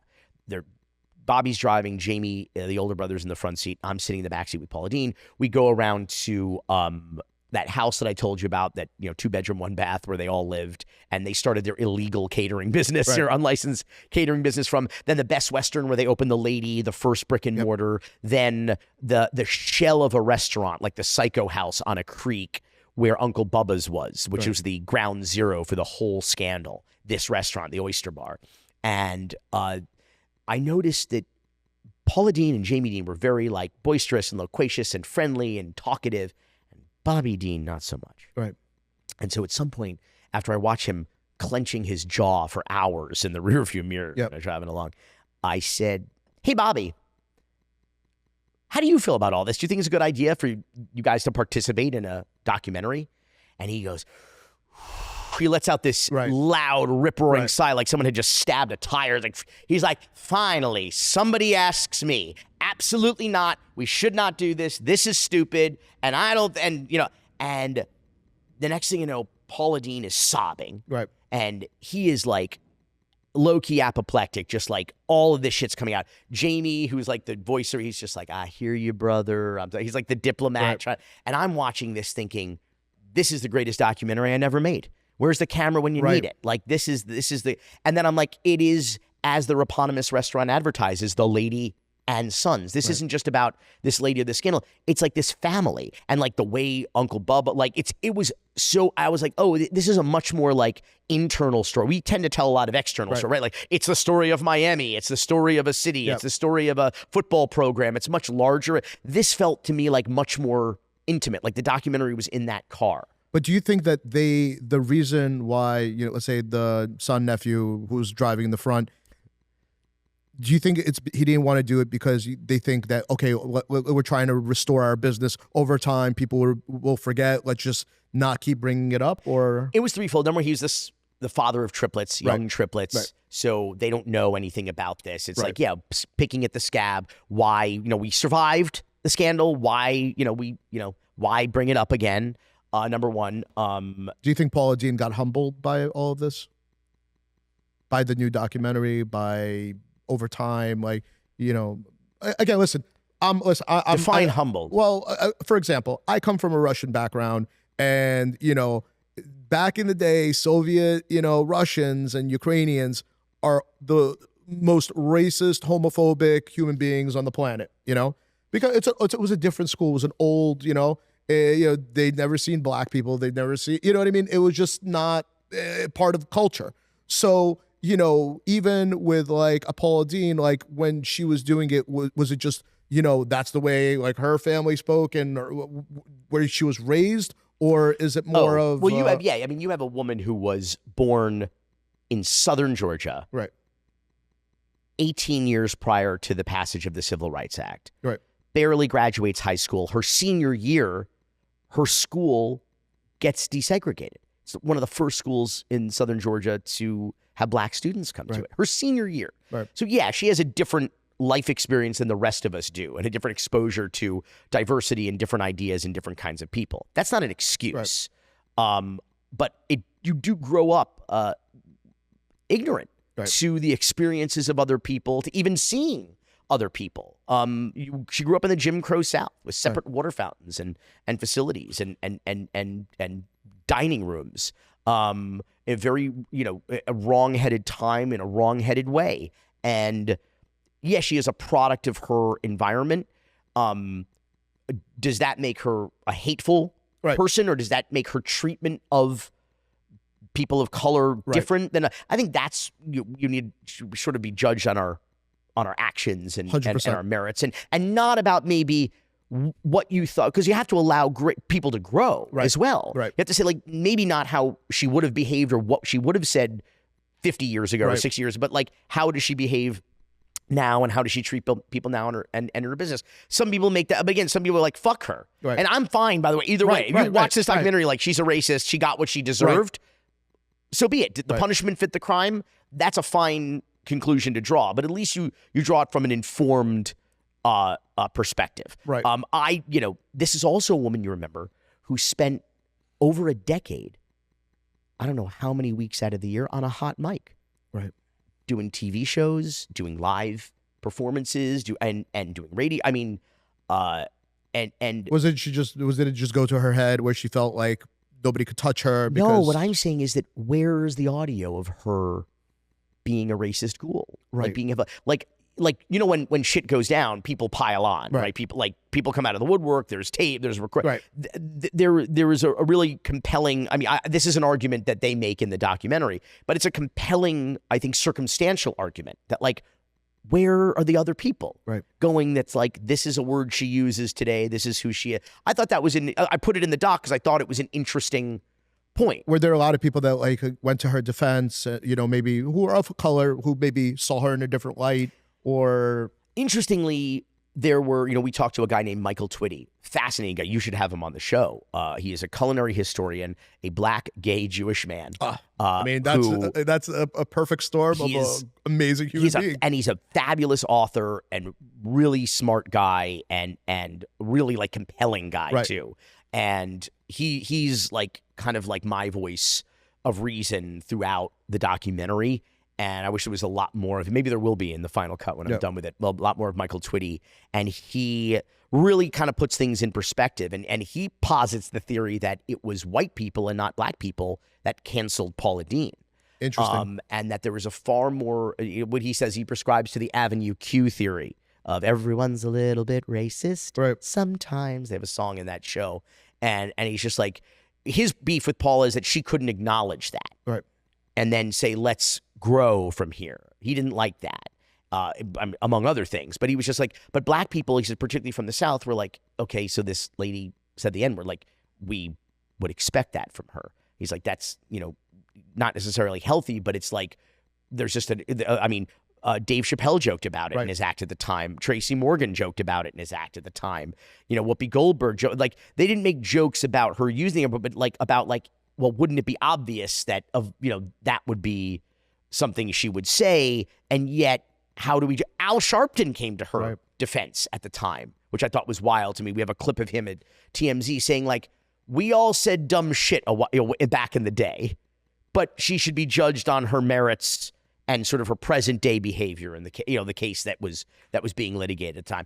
I don't know. I was really interested in all of this discussion and in creating a like we try to do, present the facts and let the audience decide. Has she been able to get back on TV or anything where that's really not even going to be in the cards anymore? I mean, she has a YouTube channel that she feeds the beast and does content all the time. She's never really gone away. Like subsequent to the scandal, I think she's been on like, I don't know, Celebrity Family Feud. I think she was on one of the Gordon Ramsay shows. Like, she's been around. I think she was on Dancing with the Stars, maybe. Right. Like, since then. So she's been around. I mean, definitely. The redemption circuit. Much more low key though. Right. Like semi-retirement kind of vibes. But she does not have the invitations that she used to have. But it is kind of funny to watch her melt down. I mean, like, the end of her career really was on the Today Show in a terrible interview that she did that's in the doc. And guess who interviewed her? Matt Lauer. Who subsequently got canceled. And Paula has some shit to say about that in the doc. I'll tell you that right now. No, that's amazing. What should people take away from this documentary? Like, what's kind of the point? What do you want them to like think about or discuss or agree or disagree when they watch it? Like, behind every headline or tweet or meme, there is often a real human being. And I'm not saying that everybody deserves grace or that everybody deserves to get it or not. I'm just saying, like, you could take a moment and just say, like, is this, meritorious? Is this, am I accomplishing something by this? Is there a truth that I'm speaking to power? Am I punching up? And is this where, now, again, that's not casting any judgment on what happened to Paula Deen. It's just to say more generally about cancellations. What are we trying to accomplish? What do we accomplish? Twitty talks all about systemics versus symbolics. He's like, at the same time that the Paula Deen scandal was happening, George Zimmerman was going on trial for the shooting death of Trayvon Martin. And do you think the timing when maybe it was just a perfect storm? Well, he sort of thought that maybe, like, posits that perhaps she was collateral damage. Like, we didn't get George Zimmerman, but we got Paula Deen. But, like, what does that mean? And what did that do for racism? And what did that do for society? And how did that move the cause of people of color and systemic racism forward? He argued that it probably didn't, that it was a distraction from it. So, like I said, we were having all the, and I think it's just really, and again, I don't even know where I stand other than, and I'm casting no judgment on this. For better or worse, I will tell you, you take that exact same fact pattern of Paula Deen in 2013, and it happens now, and it has a very different outcome for her and her family. And again, I'm not saying that's good or bad. I'm saying, like, those are the times. Last question on this subject, but, like, I think we're seeing a lot of this in social media and the media in general about, when they want somebody canceled, whether people know the facts or not.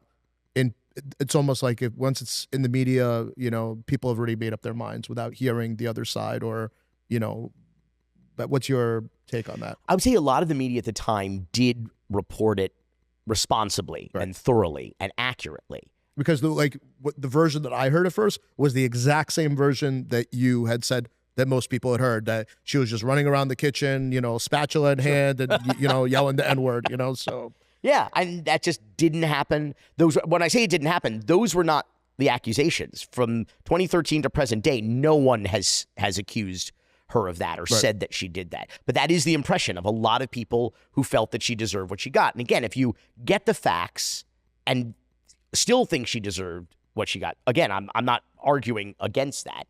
I'm just saying make an informed opinion. If you're going to destroy someone and their career and you know their family, like just get it right. That's all. That's all I would say. And I think that you're right. I think that ultimately facts don't matter, even though a lot of the media accurately reported it. I think it was wildly sensationalized in that the scale of the story was fucking psychotic. Right. I mean, look at our archive. It is on Family Guy. Yeah. It is on Chappelle. Right. It is on South Park. It is on really every late night. Pop culture. Right? Everybody had to comment on it. And we were in that era where everybody has to comment on everything and has to have an opinion on everything. I also think it's a little odd that this barely high school educated woman from the South gets held to a higher standard than a lot of our leaders do in terms of the kind of language that they would choose to use. And I just think that, again, that's Michael Twitty's like systemics versus symbolics argument. Like, what are we actually doing to better ourselves as a people and to make life better for more Americans rather than fewer Americans, which I think is the goal of, I think should be the goal of public service and leadership and elected office, to say, how do I help the most number of Americans I possibly can make the world safer, more successful, and better educated, to make the world better for everybody and the country better for everybody. So my wife said after the doc, she goes, the line after the screening in Toronto, the line at the ladies' room was lit. She goes, like, everybody, like this, you know, the conversation, just like, and everybody had like, we opened up so many cans of worms that everybody was kind of running with a different thread. Controversy creates cash. I don't intend to solve any of the world's ills in 90 minutes in this documentary. But I think a lot of good or even great documentaries are the start of a conversation, not the totality of it. So some people have taken me to task for that like, well, it doesn't say any, it doesn't, it's like, no, it gives you what you need to start, I think, having a lot of different interesting conversations internally about it. That's amazing. I'm really looking forward to seeing this. And lots of butter. Lots of butter. Is there any other stories that are like super Miami right now that you're thinking about making a film out of? Maybe like another Cocaine Cowboys. Just like what is, you know, obviously Alexander Brothers have been in the news a lot lately. Yeah, we're doing a doc on that. I'm really excited. Delisted. It's called Delisted, the Alexander Brothers. Great name. Yeah. Is there anything else newer now that like kind of gives you a little more motivation, or is Alexander Brothers right now the current like project you're working on? I feel like, you know, like I said, the Miami of today is the America of tomorrow. So even what feels by the way, it's a great name for a movie. It is, well, and it's City of the Future, and always will be. And like these sort of this ripple effect, this butterfly effect of like, you know, some Florida man behaving badly, and it's suddenly having like geopolitical implications that change the course of human history. That's a real thing down here. You really need to get the Carousel of Progress theme song on your Great Big Beautiful Tomorrow, I don't right? know about Progress, but it's something. And City of Progress, that's Hialeah, right? City of Progress. I think there's a lot of interest. I mean, like, I wanted since the pandemic to tell the story of the Crypto Cowboys, which I think is a funny, eccentric kind of idea. It happened. I mean, it happened. Our arena got its name taken off, and it'll always be the FTX arena to me. It's like it'll always be Joe Robbie. It'll always be the FTX. I still have my FTX T-shirt. I do. I'm all about it. I wear it proudly. People do double takes, you know. But you know what? I always get a compliment. Yeah, always. All right, Billy Corben. So we end every Just the Tip on a top 5, a sort of F&B favorite. So every week we change the categories. So today we're going to go a little different. You being you, I'm very interested to know top 5 restaurants that you would film a movie in. I think there's a lot of great stories in the Miami culinary scene, the history of the Miami culinary scene. We talked about Carlos, Frias. I loved his writing so much at the Herald because it was not restaurant reviews. Shout out to Carlos Frias. Yeah, they weren't restaurant reviews. They were culinary history, and they were, more importantly, like Miami culture. Right. And I loved reading that because it was such a richness to the, not just like well, this is a little dry, Right. like 2 stars, So I there was such a richness, it didn't matter even if he liked the restaurant or the meal or not. It's like there was always something to get out of his writing. And so, I mean, to that end, I would want to make a documentary about the Rascal House and probably all the Jewish delis, like All right, Pumpernicks number 5. We got Rascal House in the house. But then there's there's like Pumpernicks and all the Wolfies and all the Jewish delis that are gone now.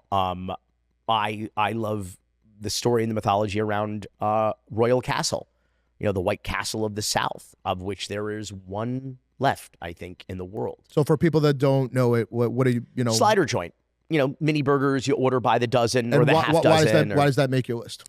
I think because it was first of all, I love birch beer. Nobody knows what birch beer is. In the crushed ice, Right. in that shitty red hard plastic cup. Just like I used to go in North Miami all the time on State Road 7. I think it was 123rd, and get the Neely burger or get a 6-pack, and just it was so much a part of my youth. And for a while, it was a real thing. There was hundreds of locations, Right. I think, in the Southeast. And then I'm also curious because it is a story also about the rise and fall of a franchise, Right. because that happens all the time. So it's we expect these things to be ubiquitous. It's well, McDonald's is just here forever. But what if it wasn't? Right. What if there was thousands of a thing and then that thing was not there anymore? Right. It's a bigger story about just how and why certain operations like that are successful and certain ones aren't, What do we have for number 3, Billy? Number 3, I keep sticking with closed restaurant or No, nearly, it could be nearly right. extinct restaurant. No, it could absolutely be. The Forge in Miami Beach. This is kind of in no That particular order, I you know think. what? That we deserve a whole nother podcast just on the Forge, just on the history of the Forge. Because for me, that was Miami Beach. That that was another moment in time, like Jimmy's, and I think when I think big shoulder suits and women not knowing how to dance. I mean, that was the place.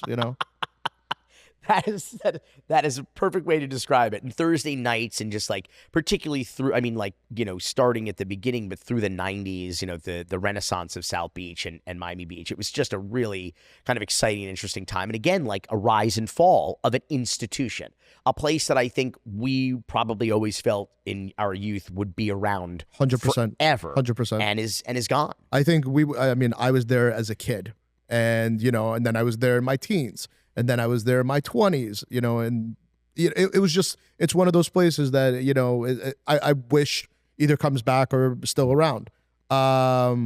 Okay, that we got for number 3. What do we got for number 2? What are those? Number 2, I'd say the 1800 Club. More of a bar than a restaurant. It was right at 18th and Bayshore. There's just giant condos there now. Right. Obviously, there's nothing remaining from that. And it was where the Miami Herald reporters would go because they could walk to it. When that closed down, they would go to Mike's at Venetia, which is still there, within walking distance of One Herald Plaza. And just it's kind of like a classic If These Stools Could Talk Right. kind of a place. A lot of good stories. Yeah, like Tobacco Road or Churchill's or Seven Seas, just these great classic kind of dive bars where just you just feel like there are people who've been there who just kind of came with the property, who Right. just sort of have just always been there. And 1800 Club is gone, but its era was during such a rich time in the history of this community. And what do you got for number 1?